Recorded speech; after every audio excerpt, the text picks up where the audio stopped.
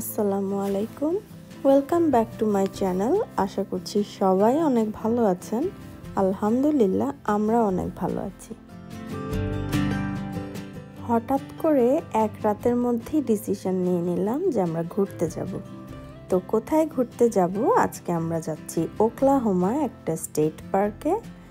আর যেহেতু হঠাৎ করেই প্ল্যান প্রোগ্রাম, তাই আমরা আজকে বাইরে থেকে খাবার কিনে নিয়ে নিয়েছি, কারণ রান্না করার মতো সময়ই পাইনি। আর এই যে দেখতে পাচ্ছেন, আমরা এখন খাবার দাবার পিক করে মাত্র রওনা দিয়েছি, আর তখনই শুরু হয়ে গেল ঝুম বৃষ্টি। আমরা এ পর্যন্ত যতবারই ঘুরতে বের হয়েছি, সবসময় মেঘলা আকাশই থাকে, আর না হয় বৃষ্টি তো পড়বেই। তো একদিকে ভালোই হয়, মানে ওই রকম গরমটা থাকে না, যেহেতু আমাদের টেক্সাসে অনেক বেশি গরম। তো একদিকে এটা ভালোই হয় যে ঠান্ডা ঠান্ডা ওয়েদার থাকে, ঘুরতে বেশ মজাই লাগে। দেখেন, ওই যে দূরে পাহাড় দেখা যাচ্ছে। আমরা আজকে যাচ্ছি উইস্টার, ওকলাহোমায়। আমরা এ পর্যন্ত অনেক জায়গায় স্টেট পার্কে থাকতে গিয়েছি, তবে এবারের মতো অভিজ্ঞতা আমাদের আসলে আগে কখনো হয়নি। এবার জার্নিটাও একটু অন্যরকম ছিল। মানে ওকলাহোমার পথে যেতে যেতে একটা রোড আসে, যেখানে কিনা প্রায় হাফ অ্যান আওয়ারের মতো নেটওয়ার্কই ছিল না। আর দেখা যায় অনেক দূর পর্যন্ত মানে কিছুই নাই, একটা দোকানপাট, গ্যাস স্টেশন, বাসা বাড়ি কিছুই নাই, মানে শুধু এরকম পাহাড়, জঙ্গল, গাছপালা। তা আমরা তো একটা পর্যায়ে মানে ভয়ই পেয়ে যাই যে এরকম রোডে যদি মানে আল্লাহ না করুক কোনো একটা বিপদে পড়ি, মানে উদ্ধার করার মতো কেউ নাই। কারণ আমরা কাউকে কল দিব, ফোনের নেটওয়ার্ক পর্যন্ত নাই, ইন্টারনেট নাই, কিছুই নাই। তো এটা আমাদের জন্য খুবই স্ক্যারি ছিল, সবাই একটু ভয় পাচ্ছিলাম। আবার যেহেতু পাহাড়ের মতো রাস্তা দিয়ে যাচ্ছি, তার উপর গুড়ি গুড়ি বৃষ্টি, নেটওয়ার্ক নাই, ইন্টারনেট নাই, কিছুই নাই। তো সবাই খুব মানে ভয় পেতে পেতেই মোটামুটি অনেক দূর যেয়ে একটা গ্যাস স্টেশন চোখে পড়ে। আর এই যে দেখতে পাচ্ছেন, আমি এখন মুড়ি খাচ্ছি গাড়িতে বসে বসে। এটা আমার শাশুড়ি বানিয়ে নিয়ে এসেছে। এটা আমার খুবই ফেভারিট। আম্মু এটাকে গুড় দিয়ে কিভাবে যেন মুড়িটাকে ভাজে, খুবই মজার। বিশেষ করে জার্নিতে এটা খেতে খুবই মজা লাগে।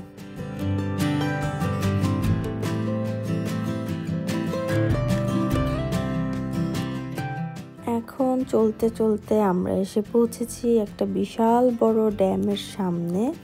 এটা আসলে কোন নদী বা কোন নদীর বাঁধ আমি কিছুই জানি না, তবে এখানে অনেক ফেমাস একটা মুভির শুটিং হয়েছিল। আমার মুভির নামটাও এই মুহূর্তে মনে পড়ছে না। আমার হাজব্যান্ড বলল যে এটা এখানে শুটিং হয়েছিল। আর এই জায়গাটা এত সুন্দর, আমার ফোনে আসলে এটা ভিডিওতে ওভাবে আসেনি, তবে বাস্তবে এটা এত সুন্দর জায়গা। এক পাশে এরকম পাহাড় সবুজ পুরা, আরেক পাশে এরকম বিশাল বড় লেক। তো আমরা এখানে থেমেছি, আমরা এখানে অনেক ছবিও তুলেছি। খুবই সুন্দর জায়গাটা, আসলে একদম সামনাসামনি না দেখলে কেউ এটা বুঝবে না।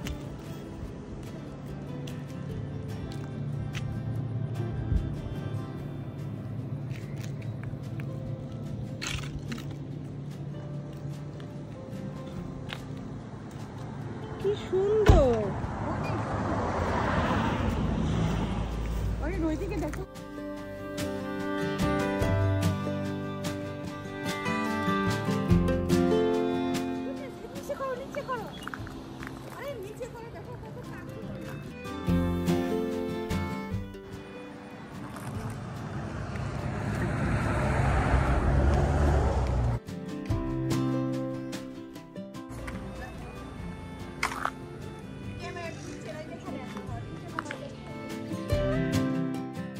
এত সুন্দর জায়গায় এসে ছবি তুলবো না তা কি হয়? তা আমরা এখানে অনেক ফটো সেশন করেছি। আর বাচ্চারা তো গাড়িতে ঘুমিয়েছিল, ওদেরকে আর নামাইনি সেজন্য, না হলে ওদেরকে নিয়েও ছবি তুলতাম। এখন কিছুক্ষণ এখানে থেকে আমরা আবার রওনা দিয়ে দিই আমাদের রিসর্টের উদ্দেশ্যে।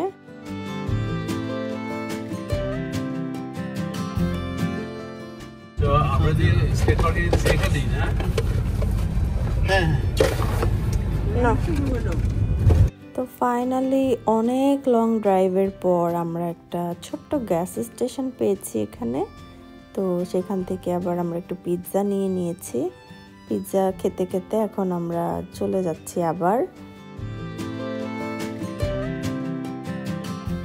আজকে আসলে আমার ভিডিওতে নেচার ছাড়া আর কিছুই দেখতে পাবেন না, কারণ আমরা আজকে নেচারের খোঁজেই বের হয়েছি, যাচ্ছিও নেচারের মাঝখানে থাকতে। তো এই তো এখন চলে এসেছি উইস্টারে, আর এটা হচ্ছে উইস্টারের ডাউন টাউন। তা আমরা একটু এখানেও ঘুরে ঘুরে দেখছি আশেপাশে কি কি আছে।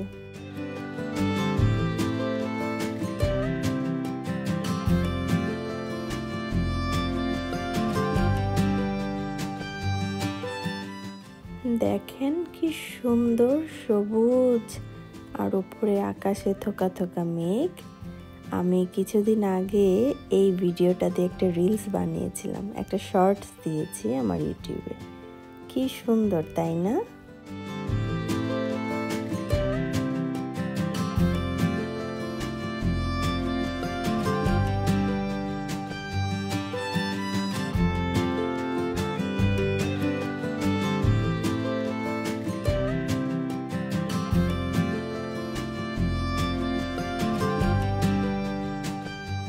তো ফাইনালি আমরা চলে এসেছি, এই হচ্ছে উইস্টার লেক।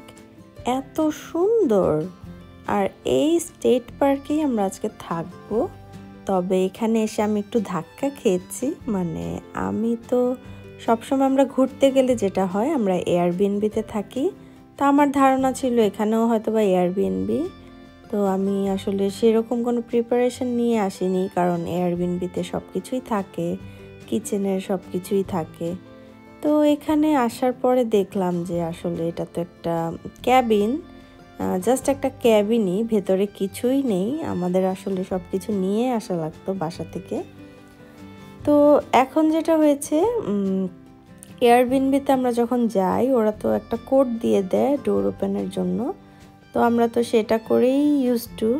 তো এখানে যেটা হয়েছে, ওদের হচ্ছে তালা চাবির সিস্টেম, আর এদিক দিয়ে অফিসটাও বন্ধ হয়ে গেছে। তো চাবিটা যে ওরা কোথায় রাখে আমরা সেটাও জানি না, আর অফিসে যে কল দিয়ে জিজ্ঞেস করব সেটাও পারছি না, কারণ ততক্ষণে অফিস বন্ধ হয়ে গেছে।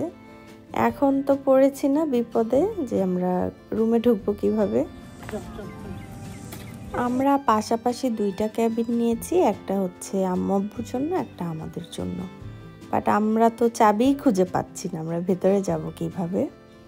তো আমরা বাইরে অনেকক্ষণ ওয়েট করি। আমার হাজব্যান্ড আবার অফিসের দিকে যায় একটু পরে। তো ওইখানে পরে দেখে যে সামনেই চাবিগুলো বক্সে রাখা আছে।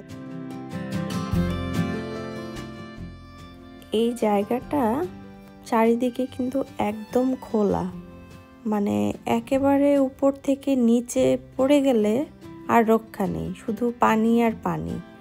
তো এখানে আসলে বাচ্চাদের জন্য একদমই সেফ না, কারণ অনেক ছোট বাচ্চা একদম দৌড় দিয়ে ডিরেক্ট নিচে পড়ে যাবে। আমি সেজন্য বাচ্চাদেরকে রুম থেকে বেরই করিনি।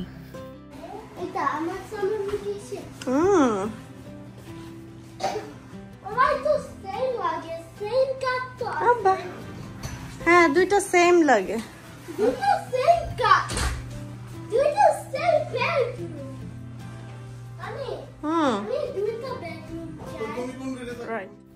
তো ক্যাবিনটা মোটামুটি ভালোই ছিল, তবে আমি আসলে কাউকে এখানে বাচ্চা কাচ্চা নিয়ে যেতে রেকমেন্ড করব না। একেবারে ছোট বাচ্চা নিয়ে একদমই এখানে যাওয়া ঠিক হবে না। হ্যাঁ, যদি একটু বড় হয়ে যায় বাচ্চারা তখন যেতে পারে, তবে ছোট বাচ্চা নিয়ে একদমই যেতে বলবো না, কারণ এখানে প্রচুর পোকামাকড়, প্রচুর। মানে আমরা না পারতে সব রুমের লাইট অফ করে দিয়ে শুধু কিচেনে লাইট অন করে রাখি, যেন সবগুলো পোকা সেখানে চলে যায়। আদারওয়াইজ আপনি যদি লাইট অন করে রাখেন ঘরে, সব রুমে রুমে লাইটের মধ্যে পোকারা ভিড় জমা। তবে বাথরুমেও ভীষণ পোকামাকড় ছিল, অনেক লম্বা লম্বা কেঁচো দেখা গেছে। তো সব মিলিয়ে আসলে আমার কাছে ভালো লাগেনি সত্যি কথা। এই প্রথম মনে হয় কোনো স্টেট পার্কে এসে আমার খুবই বিরক্ত লেগেছিল, যার কারণে আমি আর পরে কোনো ভিডিওই করিনি।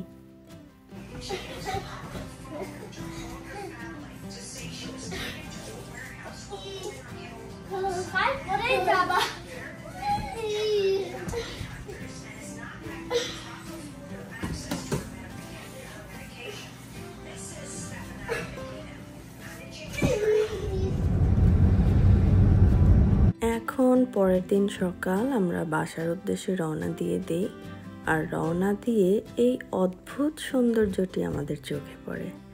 দেখেন, মেঘের পাশ ঘেঁষে আমরা যাচ্ছি। আমরা আসলে এতটা উপরে, এতটা উঁচুয় ছিলাম, সেটা আমরা রিয়েলাইজই করতে পারতাম না যদি কিনা পাশে মেঘ দেখতে না পেতাম। আল্লাহ আমাদের কত সুন্দর সুন্দর সৃষ্টি দেখার সৌভাগ্য করে দিয়েছে। সুবহানাল্লাহ, এত সুন্দর একটা দৃশ্য দেখতে পেলাম। আমার ভিডিওটি আজকে আমি এখানেই শেষ করব। তো কেমন লাগলো আমার ভিডিওটি আমাকে কমেন্টস করে অবশ্যই জানাবেন। আর আমার ভিডিওটি যদি আপনাদের কাছে ভালো লেগে থাকে, প্লিজ আমার চ্যানেলটিকে সাবস্ক্রাইব করবেন এবং লাইক, শেয়ার ও কমেন্টস করে আমার পাশেই থাকবেন। ধন্যবাদ সবাইকে আমার ভিডিওটি দেখার জন্য। আল্লাহ হাফেজ।